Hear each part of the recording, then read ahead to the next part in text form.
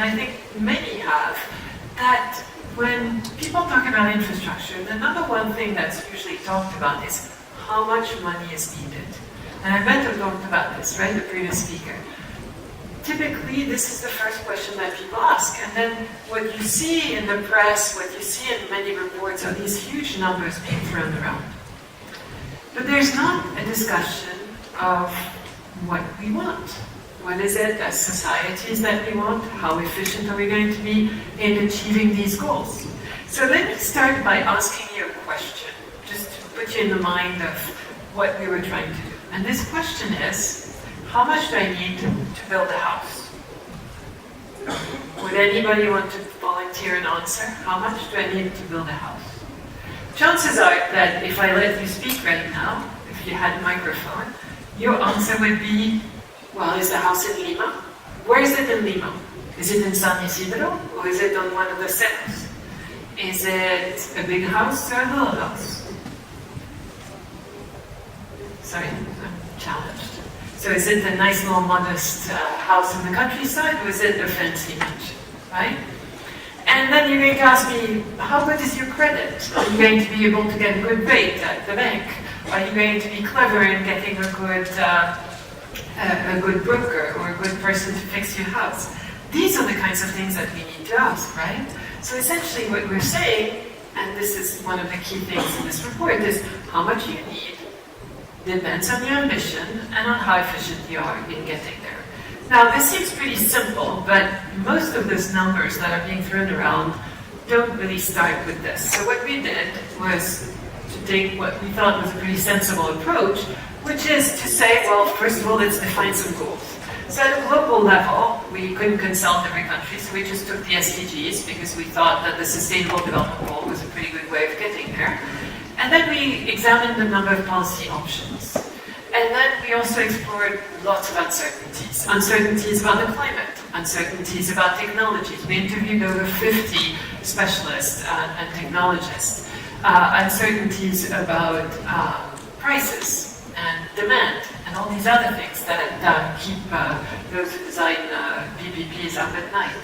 And we generated thousands of scenarios. And the takeout of these thousands of scenarios is that how much is needed in developing countries as a whole, emerging economies as a whole, is anywhere between 2 and 8% of their GDP. That's approximately between $650 billion and 1.5 trillion. 2.4 trillion. So between 640 and 2.4 trillion. So enormous range, 2 to 4. Okay? And then it depends, not surprisingly, on countries' goals and the efficiency with which they pursue these goals. So one of the also very interesting results of this study and of the many scenarios that we identified is that it's perfectly possible to identify scenarios in which infrastructure investment paths that are compatible with full decarbonization need not cost more than the more polluting alternative. And the reason for this is that what really makes things expensive when it comes to decarbonization or clean energy and clean transport are two things. One is what you do with demand, to what extent you manage demand. And the second also is the timing of the investment. So in the case of energy sector, for example, if we continue investing in dirty energy, for example, it's very likely that eventually you will have to retire these power plants before the end of their useful lives. And that is extremely expensive. So timing and demand management, including demand management through things like land use planning, are absolutely critical in determining the cost of a green transition. The overall conclusion of the report is that if we use the right policies, investments of approximately 4.5% of GDP across countries would allow emerging economies and developing economies to achieve all these infrastructure-related SDGs and stay on track for full decarbonization.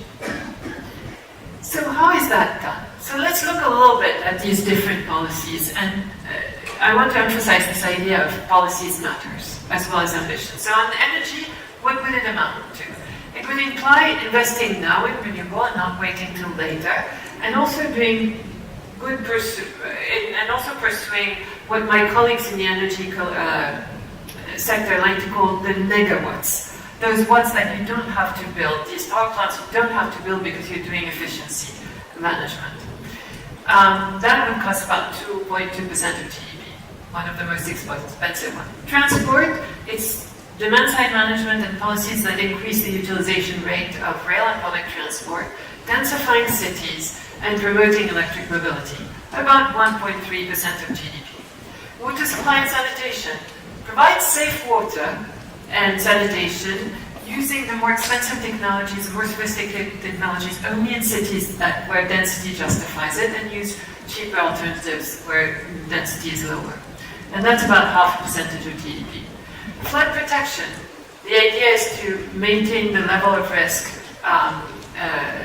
more or less, of cities against coastal floods, but also accept higher level of risk of river floods. And that's about 1/3 of a percentage point. And then irrigation, having public subsidies only for the infrastructure and not for the actual consumption of water. Now, if we have these policies, and there's full details, we could reasonably expect to achieve about 4.5% of GDP and, achieve the SDGs with about 4.5% of GDP. Now, what if instead we have low ambitions and high efficiency, right? And then we drop it down to about 2% of GDP. Now, what does this mean? We really insist on reducing demand, right? So demand suppression and demand management becomes very aggressive.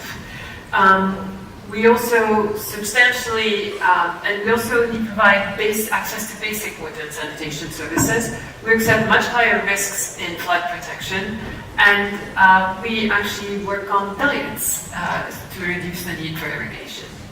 And then, if instead we're not very ambitious, if instead we're very ambitious and not very efficient, then the cost can balloon very quickly.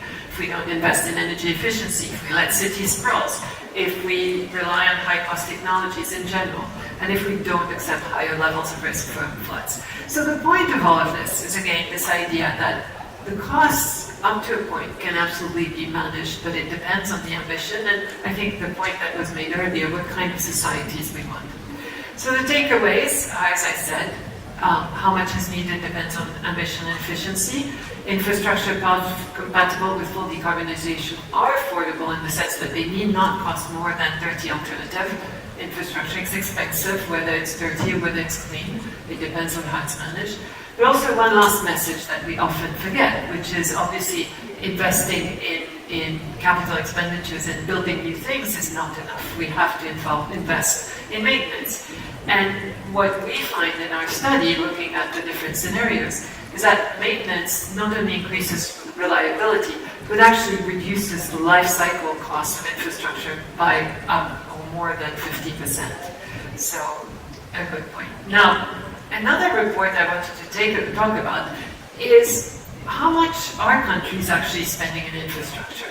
Now, Latin America is pretty unique amongst the regions of the world because the IDB over recent years has worked extensively in trying to collect information about how much governments are spending in infrastructure.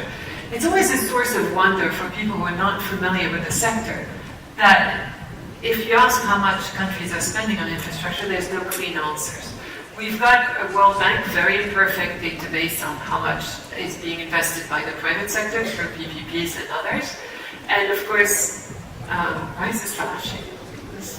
Anyway, and then there is another set of data, which is the public information, the data on how much public sector is spending on infrastructure, where we have a lot of different proxies, all of which are highly imperfect, that come from a variety of databases. So what we did was to take all these different proxies and try to come up with a high level, a low level, a central estimate of how much countries are spending on infrastructure. So what you can see is that depending on which of these estimates you trust, emerging economies are spending anywhere between 3.5% and 5% of GDP on infrastructure. However, about half of that is China. Globally, in the emerging economy, half of infrastructure spending is China, so that if you take China out, the amount that developing and emerging economies are spending on infrastructure is much lower. It's between 2% and maybe 4.5%. And the amounts are between $680 billion and $1.5 trillion. Now, there's huge variation across regions. What you can see is that Latin America, Europe and Central Asia, and Sub-Saharan Africa are more or less in the same range.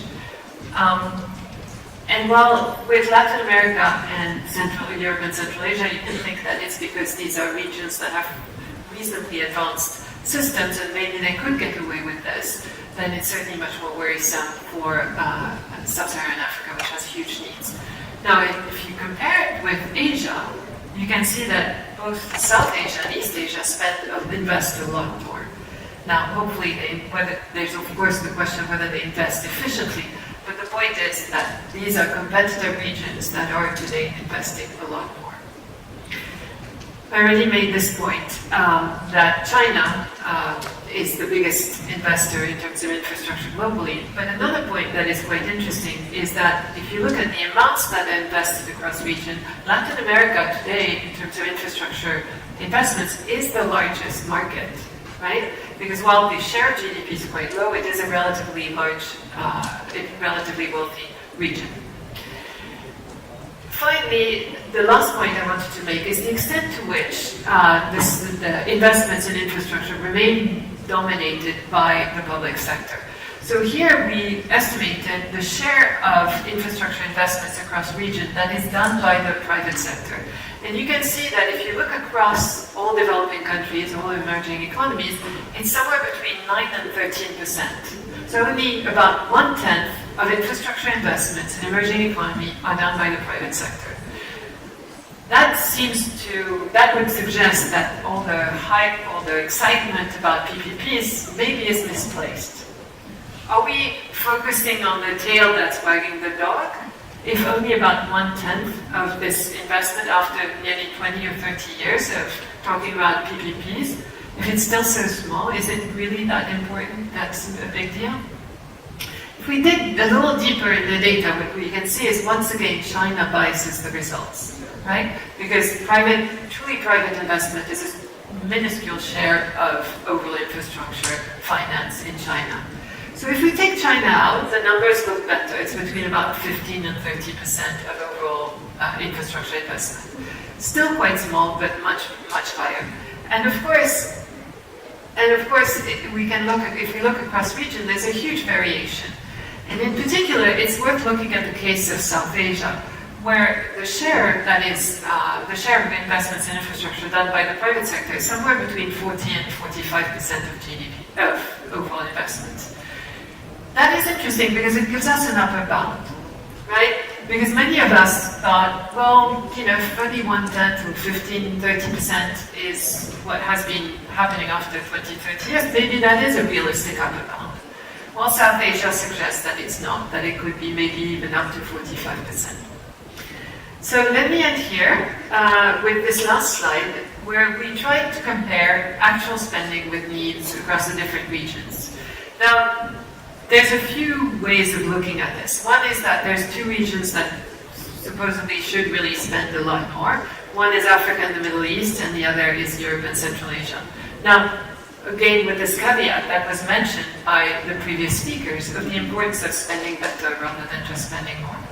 When it comes to Latin America, what do we see? Well, it depends really on which of our estimates you believe. If it's the high estimate, then maybe the region is spending sufficiently.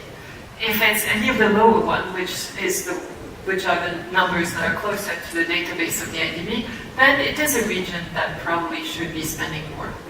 But again, I would not want to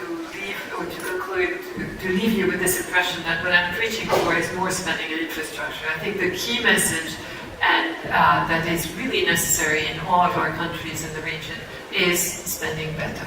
Thank you.